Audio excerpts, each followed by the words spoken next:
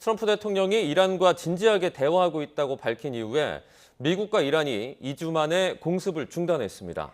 하지만 예멘의 친이란 무장 세력인 후티 반군이 사우디아라비아의 석유 시설을 공격하면서 중동의 제2전선인 홍해의 상황은 악화하고 있습니다. 뉴욕 연결합니다. 이승윤 특파원, 미국과 이란이 2주 만에 공습을 중단했다고요? 네, 그렇습니다. 13일 연속으로 이란 공습을 이어갔던 미국이 오늘은 공습을 중단했습니다. 매일 공습 사실을 공표했던 미 중부사령부는 공습 발표를 하지 않았습니다. 이에 이란도 주변 골프 국가에 대한 공습을 중단하면서 양측 간 공습은 일단 소강 상태에 접어들었습니다. 어제 이 트럼프 대통령은 이란과 진지하게 대화하고 있지만 이번에도 합의가 이루어지지 않을 경우에는 즉각적인 군사적 행동에 나서겠다고 밝혔습니다. 트럼프 대통령의 발언 직접 들어보시죠. Let me tell you, they're getting hit so hard, and they want to make a deal. But I say they're not ready to make a deal. Because every time they make a deal, they want to change it and everything. They're not ready. They'll be ready very soon. 네, 대신 호르무즈 해협을 우회하는 원유 수송로죠. 바브엘만데브 해협 부근에서는 교전이 격화하고 있다고요. 네, 그렇습니다. 후티 반군이 사우디에 대한 해상 봉쇄를 선언하고 사우디 선박을 공격한 이후 사우디아라비아가 예멘 후티 반군 점령지인 호네이다를 공습하자 후티는 다음 날 사우디의 석유 시설을 공격했습니다. 앞서 24일 사우디가 주도하는 아랍연합군이 예멘 호데이다에서 이 후티 반군과 연계된 군사 목표물을 겨냥한 군사 작전을 펼쳤습니다.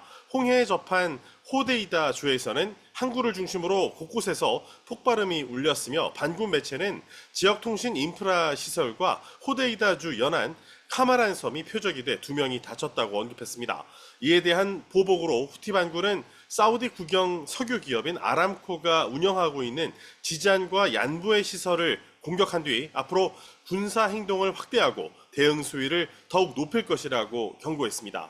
사우디와 후티 반군의 충돌은 지난 2월 말 미국과 이스라엘의 이란 공격으로 시작된 전쟁의 새로운 전선을 의미한다고 AFP 통신은 전했습니다.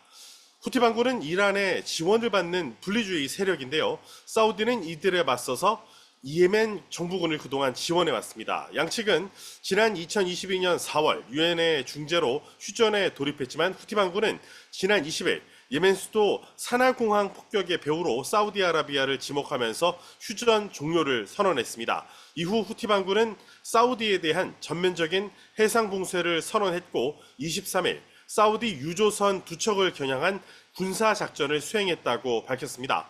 호르무즈 해협에 이어 홍해와 아덴만을 잇는 핵심 관문인 바브 엘만데브 해협으로도 전선이 확대된 건데 이에 대한 후티 반군의 발표 직접 들어보시죠. نفذت القوات المسلحة اليمنية عمليتين عسكريتين نوعيتين استهدفت الأولى أهدافا حساسة لمنشآت تتبع شركة أرامكو في جيزان.